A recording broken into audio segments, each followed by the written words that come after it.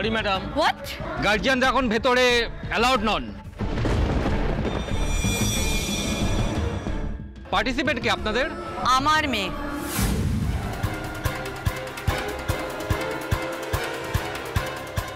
ও আপনি আপনি যান ভেতরে, আর আপনারা সবাই এখানে অপেক্ষা করুন।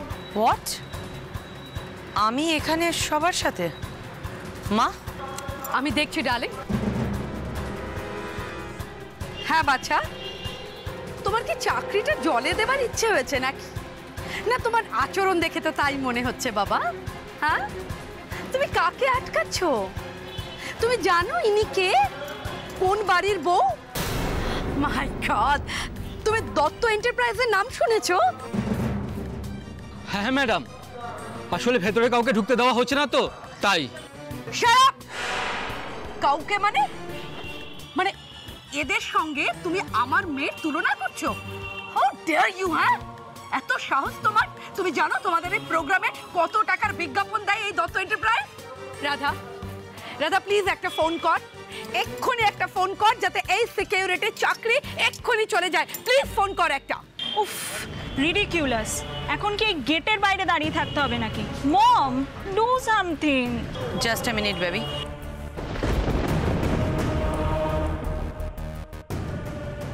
না না ম্যাডাম, ফোন করবেন না, আমার ভুল হয়ে গেছে ম্যাডাম।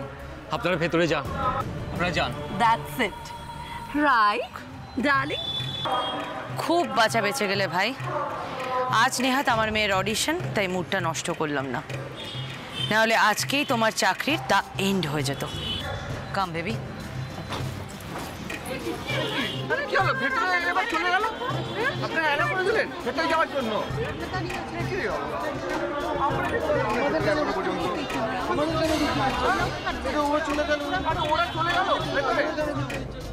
এরা কারা? এদের দেখে তো চেনা চেনা কেন লাগছে? সত্যি কি এরা আমার চেনা কেউ? কিন্তু এদের কেমন ভালো লাগলো না। এত অহংকার, এত এত খারাপ ব্যবহার।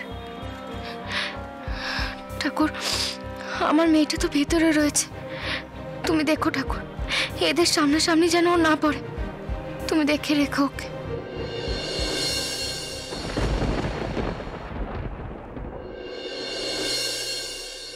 মা প্লিজ, আমি এই নিয়ে আর কিছু শুনতে চাই না। তুই আমার কথাটা শোন মুন্নি, তুই কেন একটা জিনিস নিয়ে এত বাড়াবাড়ি করছিস বলতো? আমি কিন্তু বলে দিচ্ছি, নিখিল এলে তোকে খুব বকবে। পাপার কথা তুমি ছাড়বে? পাপা আমাকে এমনিই সবসময় বকে। মানে এটা একটা কোনো কথা হলো? কেউ এমনি এমনি বকা খায় না। আর তুই জানিস না শুনিস না একজনকে এমনি এমনি সন্দেহ করছিস? তোর একটা দুল হারিয়ে গেছে বলে তুই যে কাউকে বলবি যে তুই তার ঘর সার্চ করবি, তার জিনিস সার্চ করবি, এগুলো তো অভদ্রতা মুন্নি, এটা মোটেই ঠিক না। তাছাড়া তুই কোন বেসিসে ওদের সার্চ করবি বল? তোর কাছে কোনো প্রমাণ আছে? তাও তো নেই। উফ মা। না না মুন্নি, তুই আমার উত্তরটা দে, তুই কিসের বেসিসে, কিসের ভিত্তিতে ওদের সার্চ করবি? তুই সন্দেহটা করছিস কি করে ওদের? মা প্লিজ, তুমি যেটা জানো না সেটা নিয়ে কথা বলো না। দিদি ভাই, এই কি কথা বলবার ধরুন? হ্যাঁ, এত বছর বাদে মাকে কাছে পেয়েছো, কোথায় তার সঙ্গে ভালোভাবে কথা বলবে, তা না এরকম বাজে ব্যবহার করছো কেন? বাজে ব্যবহার তো তোমরাও আমার সাথে করো। তোমাদের নিজেদের যুক্তিগুলো আমার উপরে চাপিয়ে দিতে চাও। এত দামি, এত ভালো একটা দুল আমাকে তুমি বানিয়ে দিয়েছিলে, সেটা হঠাৎ করে উধাও হয়ে গেল। এটা তো আমি মেনে নিতে পারি না। আমি 100% শিওর আমার ওই কানের দুলটা ওই আউট হাউসেই আছে, বা কৃষ্ণারা নিয়ে বেরিয়ে গেছে।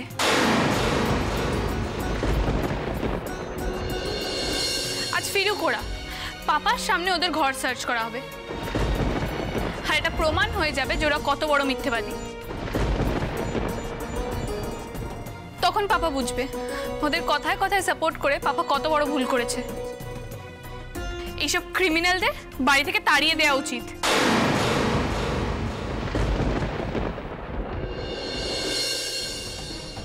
এটা অত্যন্ত বাড়াবাড়ি করছো মুন্নি, তুমি একেবারে ওদের ক্রিমিনাল বানিয়ে দিলে। এগুলো আসে কোথা থেকে তোমার মাথায়? তোমাদের মাথায় কেন আসে না এটা ভেবে তো আমি অবাক হয়ে যাই দাদান। ওই কৃষ্ণার মা সারাক্ষণ মাথায় ঘোমটা দিয়ে থাকে, কেন তোমাদের মনে কোনো প্রশ্ন জাগে না? ওই ঘোমটাটা একটানে খুলে ফেলতে পারলে না সত্যিটা বেরিয়ে যাবে। আমার কথাটা মিলিয়ে নিও। দেখবে হয়তো এমন কোনো ক্রিমিনাল যে অনেক দিন ধরে পালিয়ে পালিয়ে বেড়াচ্ছে, হয়তো বড়সড় কোনো ক্রাইম করেছে, তাই আমাদের বাড়িতে এসে লুকিয়ে আছে। কি বলছো বলো তো মুন্নি? কৃষ্ণা সঙ্গীতের মহাযুদ্ধে অডিশন দিতে এসেছে, আর এটা এমন একটা প্রোগ্রাম যেটা সবাই দেখে। এই তো বিজলি, বড় বৌমা, অলোক সবাই দেখে। তোমার পাপাও জানে ও কোথায় গেছে অডিশন দিতে। তুমি বেসলেস সন্দেহ করছো মুন্নি।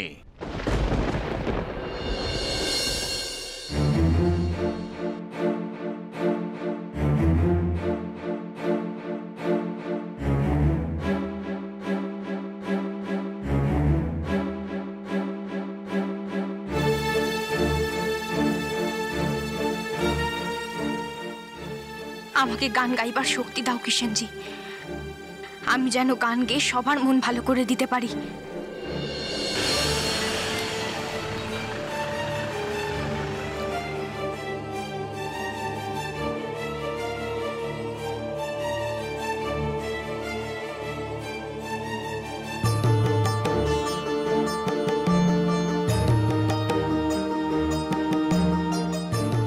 কি হলো? আরে কি হলো? আরে এটা হচ্ছে না কি এটা? হ্যাঁ? আরে আমরা সাধারণ মানুষ বলে কি আমাদের কোনো মূল্য নেই? হ্যাঁ? আরে দত্তবাড়ির লোককে আপনি ভিতরে ঢুকে দিলে। বলছি কৃষ্ণা ভেতরে ঢুকে গেছে? আমি নিখিল চৌধুরী, কৃষ্ণাকে ঢুকে গেছে? আচ্ছা, আমি তো আপনাদের জন্য গাড়ির ব্যবস্থা করে দিয়েছিলাম, তাহলে গাড়ি না নিয়ে আপনারা এখানে কেন চলে আসলেন? রাস্তাঘাট কিছু চেনেন না, যদি কিছু হয়ে যেত তখন কে সামলাতো বলুন তো? ও, আপনি তো আবার কোনো জবাব দেবেন না, কিন্তু আপনি আমার কথা শুনতে পাচ্ছেন তো?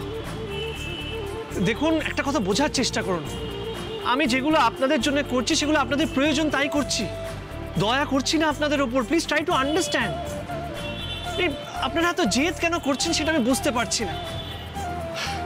না খেয়ে এখানে চলে আসলেন, মা বড় বৌদি সবাই আপনাদের জন্য খাবার অ্যারেঞ্জ করে রেখেছিল, কিন্তু আপনারা খেলেন না। আপনাদের কাছে ফোনও নেই যে ফোন করবো। কি হলো বলুন, কি হলো বলুন? চুপ করে আছেন কেন? চুপ করে আছেন কেন?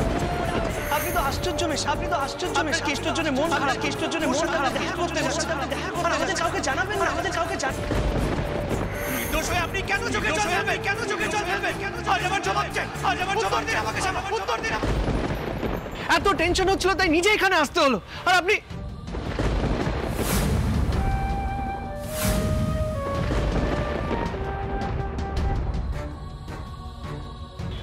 আপনি ঠিক আছেন তো? আপনার শরীর খারাপ লাগছে, আপনাকে কোথাও নিয়ে যাবো, ডক্টরের কাছে নিয়ে যাবো? আপনি ঠিক আছেন তো? আই এম রিয়েলি সরি, আমি একটু বেশি বলে ফেলেছি। আসলে আমার কৃষ্ণার জন্য টেনশন হচ্ছিল, প্লিজ প্লিজ মাইন্ড করবেন না। I am really sorry. আসলে ব্যাপারটা হলো, কৃষ্ণা তো ভীষণ সহজ সরল বাচ্চা মেয়ে, তাই আমার ওর জন্য একটু টেনশন হচ্ছিল, একটু বেশি রিয়্যাক্ট করে ফেলেছি। I am really sorry. আচ্ছা, অনুষ্ঠান কি শুরু হয়ে গেছে? যা হারিয়েছে হারিয়েছে। ওই দুলটা তোমার পছন্দ? তোমার ঠাম্মি ডিজাইনটা বলে দেবে, তোমার পাপা সেম একটা দুল এনে দেবে। যাও এবার ঘরে যাও, ঠিক আছে? না দাদান, এটা ঠিক না, আর আমি এখন ঘরে যাব না। যেটা আমার জিনিস সেটা আমার চাই। আর যদি আমি এটা নিয়ে কোনো কথা না বলি, কোনো স্টেপ না নিই, তাহলে তোমরা সবাই কি ভাববে? যে আমি ভুল ছিলাম তাই পিছিয়ে গেছি, কিন্তু আমি সেটা হতে দিতে পারি না। মুন্নি, তুই কি বলছিস সেগুলো? তোকে কেউ এরম কোনো কথা বলবে না, কেউ এরম ভাববেন না। তুই অযথাই জিনিসটা বাড়াস না মুন্নি। তোর দাদা না ঠাম্মির কথা শোন। মা প্লিজ, তুমি আবার আমার কথার মাঝখানে কথা বলছো। প্লিজ চুপ করো। তুমি অনেক দিন বাদে এই বাড়িতে এসেছো, অনেক কিছুই তুমি জানো না। তুমি যখন ছিলে তখন বাড়ির পরিস্থিতি যা ছিল সেটা একদম পাল্টে গেছে এখন।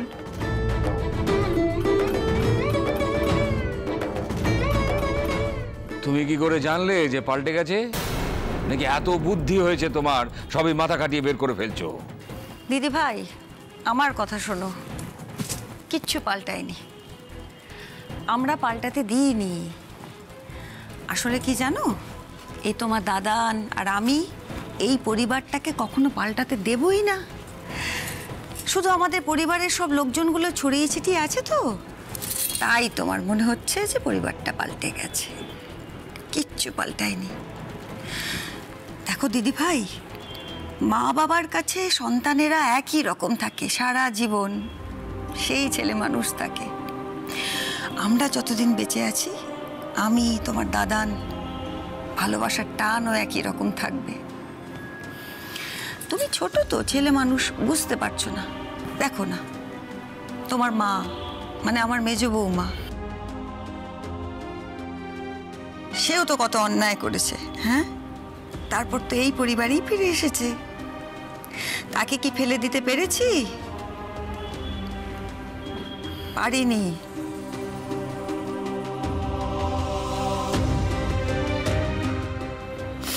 আবার দেখো, তোমার বাবা মানে আমার সন্তান, আমার মেজ ছেলে, সে কত অন্যায়, কত অপরাধ করেছে।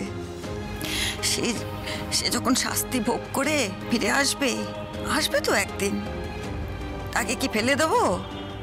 দেবো না তো, তাকেও বুকে টেনে নেব। আসলে কি দিদি ভাই জানো, পরিবার তো বাঁধা থাকে ভালোবাসা দিয়ে, মানুষে মানুষে টান দিয়ে। সে টান যতদিন ঠিক থাকবে, পরিবারও একই থাকবে, পাল্টাবে না। আর আমার মেয়েটা, আমার শ্যামা, সে যদি কখনো ফিরে আসে আমাদের কাছে, তাকে কি ফেলে দেবো নাকি? তাকে তো প্রাণে ধরে আমি ফেলে দিতে পারবো না কখনো। তাকে আমি বুকে আগলে নেব। যদি আমার মেয়েটা ফিরে আসে, সেই আশায় তো বুক বেঁধে রয়েছি। আমার পরিবারটা আবার একসাথে মিলবে, একসাথে বেঁধে বেঁধে আমরা থাকবো। এই জন্যই তো বেঁচে আছি এত বয়সে, নইলে আর কিসের আশায় বাঁচবো বলো তো?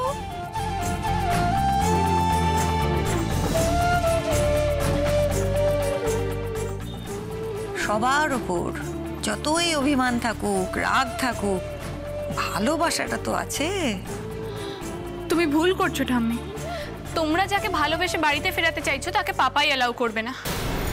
পাপা ক্লিয়ারলি হেটস শ্যামা। মুন্নি, কার সম্বন্ধে কি বলছিস তুই? তুই শ্যামার নাম ধরে ডাকছিস? শ্যামা তোর ছোট কাকিমা হয়। ছোট কাকিমা? ছোট কাকিমা মাই ফুট।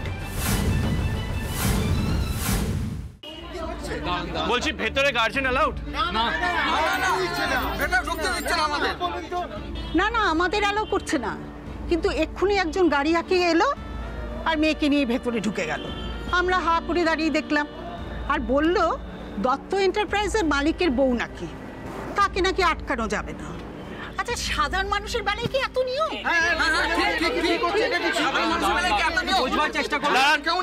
কি ভাই, কি ব্যাপার? একজন গার্জেনকে যদি ভেতরে অ্যালাউ করেন, তাহলে তো বাকি সবাইকে অ্যালাউ করতে হবে, নাহলে ওই একজনকেও বের করুন।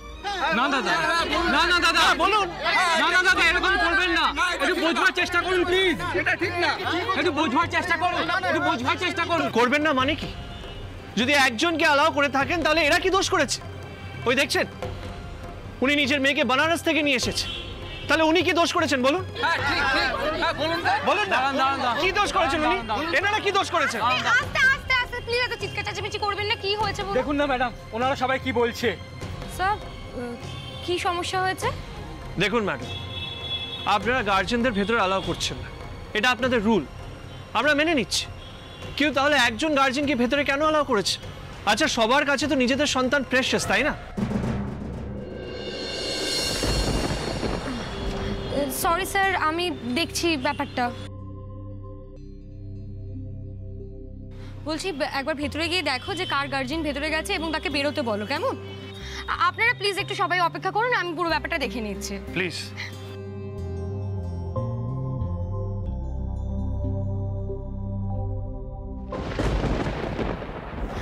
জীবনে যাকে দেখিনি আর যার জন্য আমি ছোট থেকে পাপাকে কষ্ট পেতে দেখেছি, তাকে আমি রেসপেক্ট করতে পারছি না মা। I am really sorry. যাক গিয়ে এসব ছাড়ো, আমি এখন আমার দুলটা ছাড়া আর কিছু নিয়ে ভাবতে পারছি না। আমি জাস্ট ওয়েট করছি পাপা ওদেরকে নিয়ে কখন বাড়িতে আসবে। অবশ্য আমি জানিও না পাপা ওদেরকে ওখানে গিয়ে আলটিমেটলি পাবে কি না। আশ্চর্য দিদি ভাই, এখনো সে এক কথা বলে চলেছো, বাগানেও একই কথা বললে। তুমি তো জানো যে কৃষ্ণা ওখানেই আছে, তাই তো নিখিল গেল। পাপা যেতে যেতে কৃষ্ণের হয়তো পালিয়েই গেছে। হু নোজ মেশো দাদু। ওই দুলটা বিক্রি করে দিলে ওদের অন্তত 6 মাসের খাবার খরচ হয়ে যাবে।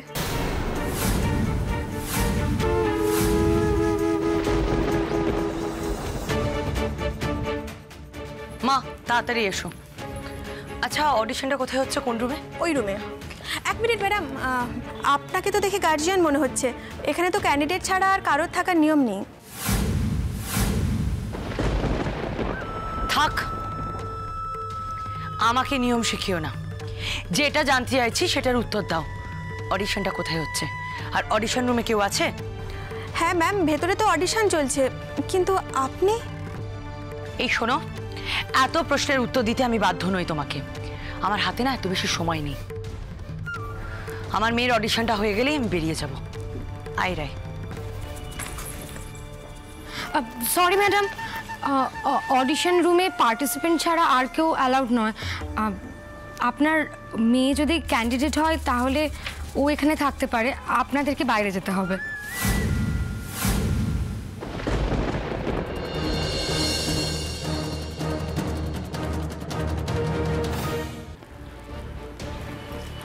সমস্ত গুরুজনরা রয়েছে, এই কি কথা বলার ভঙ্গি? হ্যাঁ, আমি কিন্তু তোমাকে বকবো।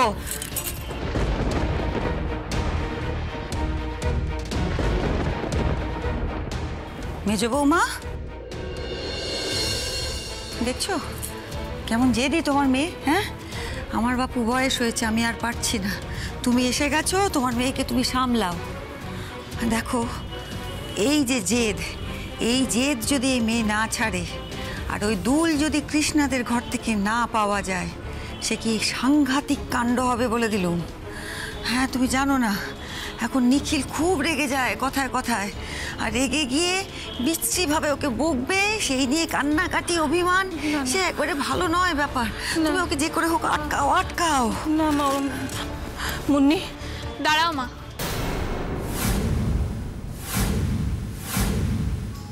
এইসব শুনে ভয় পেও না, আমিও দেখবো ওদের ঘর থেকে কেমন করে দুল না পাওয়া যায়। না পাওয়া গেলে তোমাকে কি করতে হবে মনে আছে তো? হ্যাঁ দাদান, সব মনে আছে। ক্ষমা চাইতে হবে তো কৃষ্ণা আর ওর মায়ের কাছে, চাইবো। আর তাতে পাপা যদি আমাকে একটা থাপ্পড়ও মারে, আমি সেটাও সহ্য করে নেব। কিন্তু সেটা আগেই না, আগে ঘর সার্চ করা হবে, তারপরে যা হওয়ার হবে।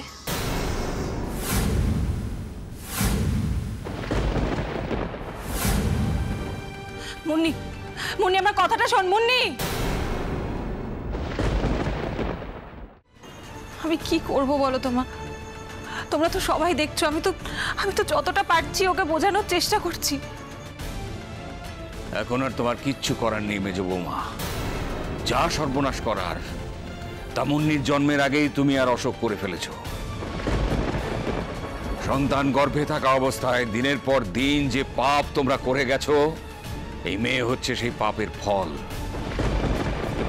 এখন কেঁদে অন্ধ হয়ে গেলেও আর কিচ্ছু বদলাতে পারবে না। তোমাদের কথা লুকিয়ে রেখেও কোনো লাভ হয়নি, ও তোমাদের মতোই তৈরি হয়েছে।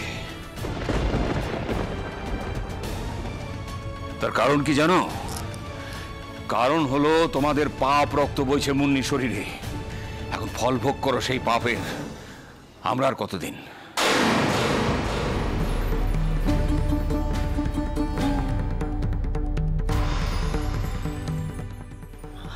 আমাকে আর কত প্রায়শ্চিত্ত করতে হবে বলতে পারো মা?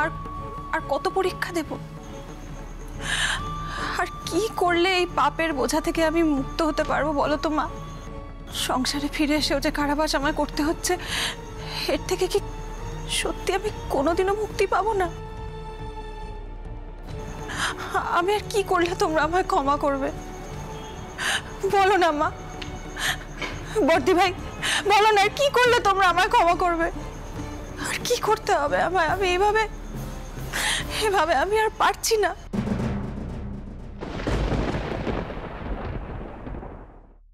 হোয়াট? তুমি কার সঙ্গে কিভাবে কথা বলছো সেটা ভেবে বলছো তো? তুমি জানো এর ফল কি হতে পারে? সরি ম্যাডাম, আপনি হয়তো অনেক বড় কেউ হবেন, তবে আমি সাধারণ ছোটোখাটো একজন মানুষ। আর এই ডিউটি এটাও আমার একটা ছোটোখাটো কাজের মধ্যেই পড়ে।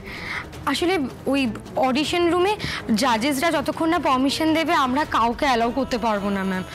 আর আপনারা হয়তো খেয়াল করেননি বা জানেন না, আপনাদেরকে খুব বলেনি হয়তো। আর ম্যাডাম, এই যে আপনি যেখানে দাঁড়িয়ে আছেন এখানেও কিন্তু আপনি অ্যালাউড নন। আসলে আপনি বোধহয় দেখেছেন ঢোকার সময় যে বাইরে সমস্ত গার্জিয়ানরা দাঁড়িয়ে রয়েছে, এখানে শুধুমাত্র পার্টিসিপেন্টরাই অ্যালাউ ম্যাম।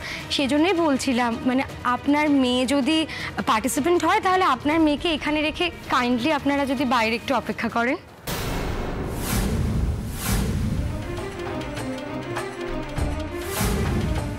এই এই তুমি কে ভাই? হ্যাঁ, এত বড় বড় কথা বলছো। তুমি আটকাচ্ছ কাকে তুমি জানো? তুমি জানো ইনি কে? আমার মেয়ে। তুমি দত্ত এন্টারপ্রাইজের নাম শুনেছো তো? নিশ্চয়ই শুনেছো। আমার মেয়ে রাধারানী দত্ত সেই দত্ত এন্টারপ্রাইজের মালকিন, প্রোপাইটার। তুমি তাকে এনিওয়ে ডাকো ডাকো ডাকো, তোমার সিনিয়রদের ডাকো, ডাকো তোমার ডিরেক্টর, প্রডিউসার, তোমার চ্যানেল হেড, যারা যারা আছেন তাদের সবাইকে ডাকো। আর তুমি তাকিয়ে তাকিয়ে দেখো তোমার চাকরির আয়ু আর কতক্ষণ।